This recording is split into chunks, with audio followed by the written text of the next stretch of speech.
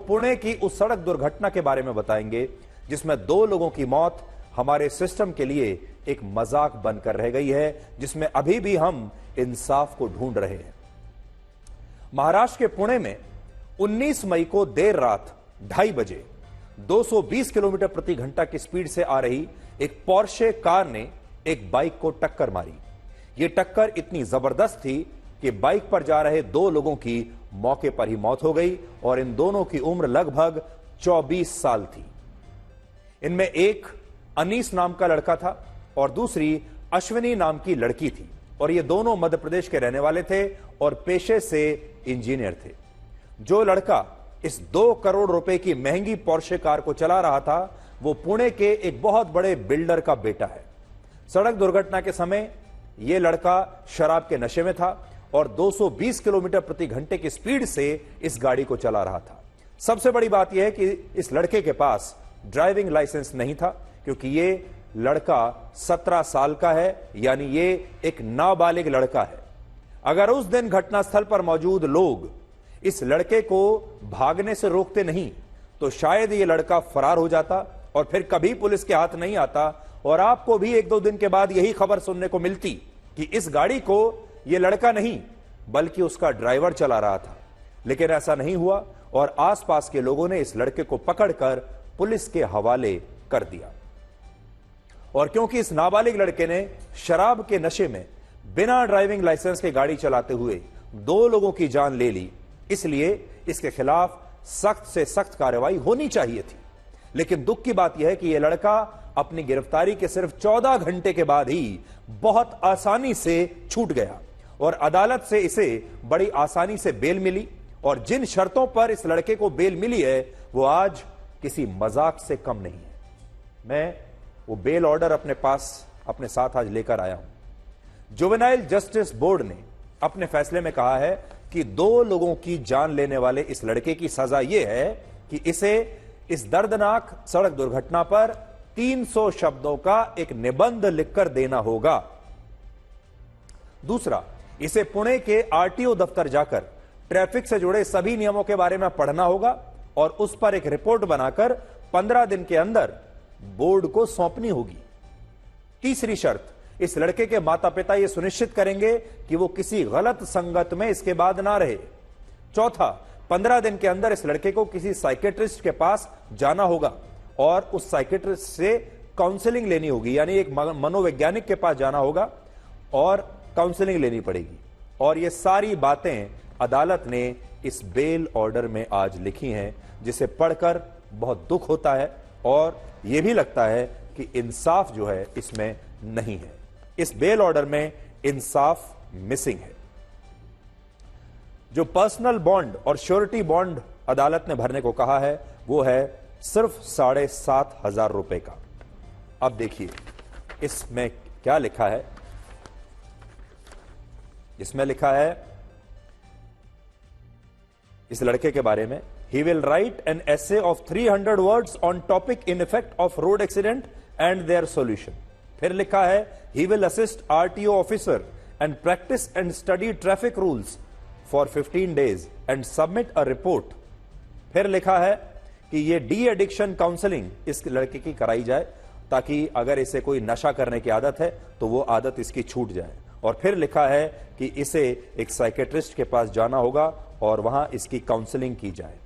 बस 2 लोगों की जान लेने वाला ये 17 साल का लड़का 24 साल के 2 लोगों को जान से मार देने के बाद जुवेनाइल जस्टिस बोर्ड यह कहता है इस लड़के को कि आप 300 शब्दों का एक निबंध लिखिए, यातायात नियमों को पढ़िए और अब आप घर जाने के लिए आजाद हैं। आज उन 2 लोगों के परिवार के बारे में सोचिए जो मारे गए हैं। अब बड़ा सवाल यह है कि क्या जमानत के इस फैसले को न्याय संगत माना जाएगा, क्योंकि यहां हम बात न्याय की कर रहे हैं। कानून भी किस लिए बनाए जाते हैं? ताकि न्याय मिल सके। क्या इसमें न्याय मिला है? क्या इस नाबालिग लड़के को नाबालिग होने की वजह से यह छूट मिलनी चाहिए कि ये 2 लोगों को जान से मार डाले? और अगर यह छूट इस लड़के को मिली है तो फिर इन लोगों के साथ इंसाफ कैसे होगा जिनकी जान इस दुर्घटना में गई है? यहां एक सवाल यह भी है, क्या इस लड़के को नाबालिग कहना सही होगा? आप सोचिए, जो लड़का पब में जाकर देर रात तक शराब पी सकता है, जो लड़का 2 करोड़ रुपए की पोर्शे गाड़ी 250 की स्पीड पर चला सकता है, जो लड़का बिना रजिस्ट्रेशन के, बिना नंबर प्लेट की इस गाड़ी को चला रहा है, क्या आप उसे नाबालिग कह सकते हैं? और सबसे बड़ी बात, जब यह दुर्घटना करता है, जब अदालत में मामला जाता है, पुलिस के सामने जाता है, तो यह नाबालिग होने के सारे फायदे चाहता है, लेकिन जब यह पब में जाता है तो इसे किसी भी बालिग व्यक्ति की तरह शराब चाहिए। जब यह गाड़ी चलाता है तो किसी भी बालिग की तरह यह गाड़ी चलाना चाहता है। जब बाहर निकलता है तो किसी भी बालिग व्यक्ति की तरह इसे 2 करोड़ रुपए की यह गाड़ी चाहिए, जिससे यह 250 की स्पीड पर ले जा सके, चला सके और मजा कर सके। यानी एक जगह यह सारे नाबालिग होने के फायदे चाहता है ताकि कानून इस तक पहुंच ना सके, लेकिन दूसरी जगह अगर आप देखेंगे तो इसमें नाबालिग लड़के जैसी कोई बात नहीं है। हर चीज वो बालिग वाली करना चाहता है। 18 मई को रात 9:30 बजे से देर रात तक यह लड़का अपने दोस्तों के साथ पुणे के एक नहीं बल्कि 2 बार्स में जाकर, पब्स में जाकर शराब पीता है। वहां किसी को यह समझ में नहीं आया कि यह नाबालिग है। वहां किसी ने यह नहीं पूछा कि यह लड़का नाबालिग है और नियमों के मुताबिक इसे शराब नहीं दी जा सकती। किसी होटल ने नहीं पूछा, किसी पब ने नहीं पूछा, किसी बार ने नहीं पूछा। वहां सबने इसे बालिग माना और इसे शराब दी। ये उसी पब की तस्वीरें हैं जहां यह लड़का अपने दोस्तों के साथ शराब पी रहा है। आप हमारी मजबूरी देखिए कि आज हमें इस लड़के का चेहरा छिपाना पड़ रहा है, क्योंकि नियमों के मुताबिक अगर कोई नाबालिग लड़का इस तरह की घटना में शामिल होता है तो आप उसके चेहरे को दिखा नहीं सकते। और इसीलिए आज हम ना तो उस लड़के का नाम बता पा रहे हैं आपको, ना ही उसका चेहरा आपको दिखा पा रहे हैं। लेकिन इस लड़के ने बालिग होने में कोई कसर नहीं छोड़ी हुई है। यह लड़का अपने हिसाब से अपने आप को बालिग ही समझता है और हमारा पूरा सिस्टम इसे बालिग ही मानता है। इसीलिए इसे शराब दे दी गई बिना इससे यह पूछे कि आपकी उम्र क्या है। यह लड़का नाबालिग होते हुए सारे नियमों को तोड़ता रहा, लेकिन जब लोगों की हत्या करने के बाद अदालत में पेश किया गया इसे, तो इसे सिर्फ इसलिए बेल मिल गई क्योंकि यह नाबालिग है। इसका पिता बहुत पैसे वाला व्यक्ति है, इसका परिवार बहुत पैसे वाला परिवार है। महंगे से महंगे वकील इनके लिए खड़े हैं और वो वकील कानूनी दाव पेंच निकालते हैं और 1 मिनट में साबित कर देते हैं कि यह बच्चा नाबालिग है, इस बच्चे को कोई समझ नहीं है और इसने नादानी में 2 लोगों की हत्या कर दी। आज हमारा सवाल यह है कि जो लड़का पोर्शे गाड़ी जो 2 करोड़ रुपए की आती है, उस गाड़ी को 220 की स्पीड से चला रहा है, पब्स में, बार्स में जाकर अपने दोस्तों के साथ शराब पी रहा है, पार्टी कर रहा है, वो लड़का नाबालिग कैसे हो सकता है? को बताएंगे कि आज की स्थिति में बीजेपी कहां खड़ी है और इंडिया गठबंधन कहां खड़ा है। आज शाम 7 बजे तक 5वें चरण में 6 राज्यों और 2 केंद्र शासित प्रदेशों की कुल मिलाकर 49 लोकसभा सीटों पर 58% वोटिंग हुई है, जो पिछली बार से अभी 4% कम है। पिछली बार यानी 2019 में इन्हीं 49 सीटों पर 62% वोटिंग हुई थी और उससे पहले 2014 में 60.5% वोटिंग हुई थी और इस बार शाम 7 बजे तक इन्हीं 49 सीटों पर 58% वोटिंग हो चुकी है।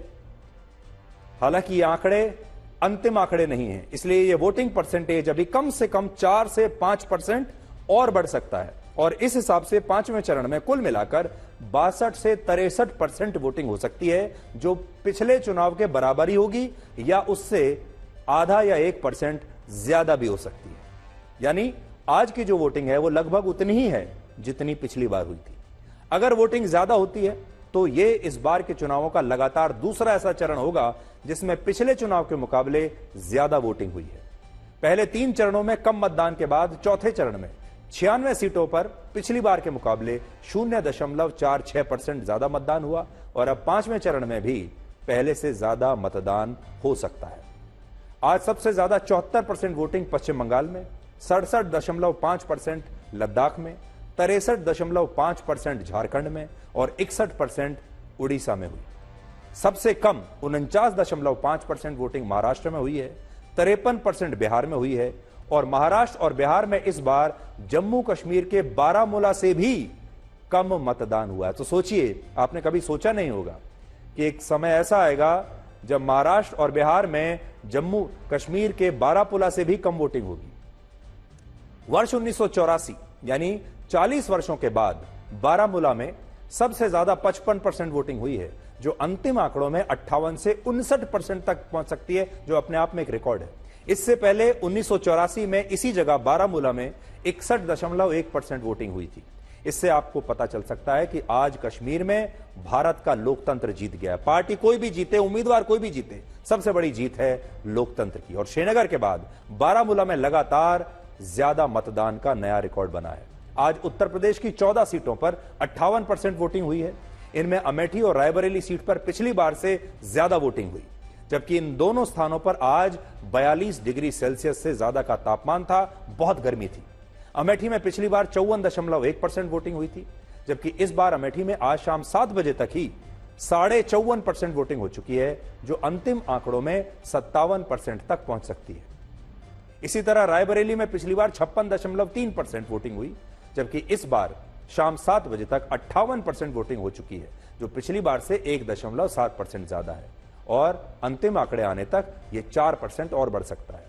इस बार रायबरेली से खुद राहुल गांधी चुनाव लड़ रहे हैं, और जिस कैसरगंज सीट से ब्रजभूषण शरण सिंह के बेटे करण भूषण सिंह चुनाव लड़ रहे हैं, उस सीट पर भी पिछली बार से 1% ज्यादा मतदान हुआ है, और अंतिम आंकड़ों में यह अंतर भी 4% तक पहुंच सकता है।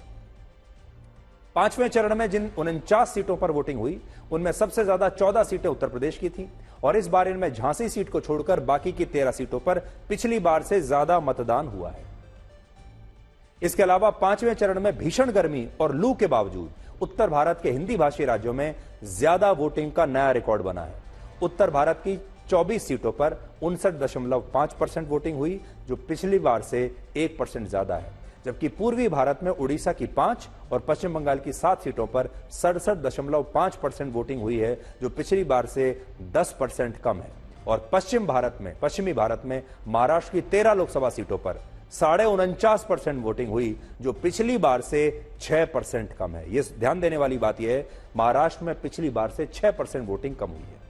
पिछली बार बीजेपी को पांचवें चरण की इस वोटिंग 49 में से 32 सीटें मिली थी। उनमें 14 सीटों पर आज ज्यादा मतदान हुआ है, 23 सीटों पर कम मतदान हुआ है। पिछली बार कांग्रेस पांचवें चरण की 49 सीटों में से सिर्फ एक रायबरेली की सीट पर चुनाव जीती थी, और इस बार रायबरेली में पहले के मुकाबले ज्यादा मतदान हुआ है। आज के मतदान का आपका क्या विश्लेषण है? थैंक यू सुधीर जी, मुझे बुलाने के लिए।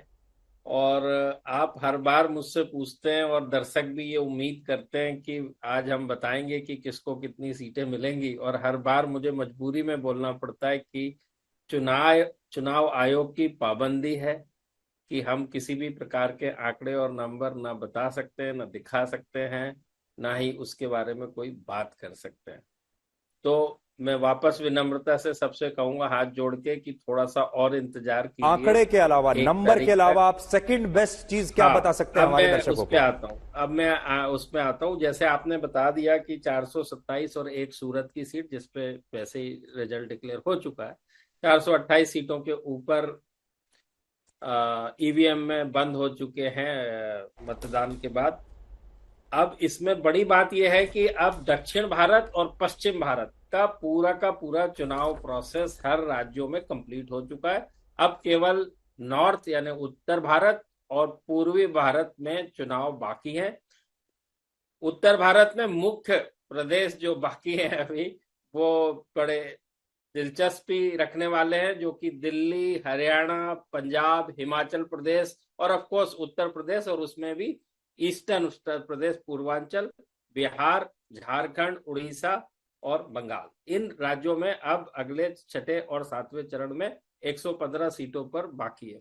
अब आपने महाराष्ट्र की बात करी, जो सबसे कम वोटिंग हुई। मैं आपको कहूंगा कि उसको एक्चुअली महाराष्ट्र की जगह यदि मुंबई कहें तो ज्यादा ठीक होगा, क्योंकि 13 सीट में से 10 सीटें एमएमआर की। एमएमआर का मतलब होता है मुंबई मेट्रोपॉलिटन रीजन, उसके अंदर 10 सीटें आती है। और नेचुरली चूंकि महानगर है, सबसे बड़ा जो है शहर है, और यहाँ पर वोटिंग हमेशा से कम होती है। पिछले बार के बात कर ले तो करीब 55% प्रदीप जी, एवरेज इस हुई कम थी, वोटिंग जो का अभी मतलब आप क्या सुधीर जी लगाते ने। हैं? अब देखिए, हमने देखा कम वोटिंग हुई है मुंबई में।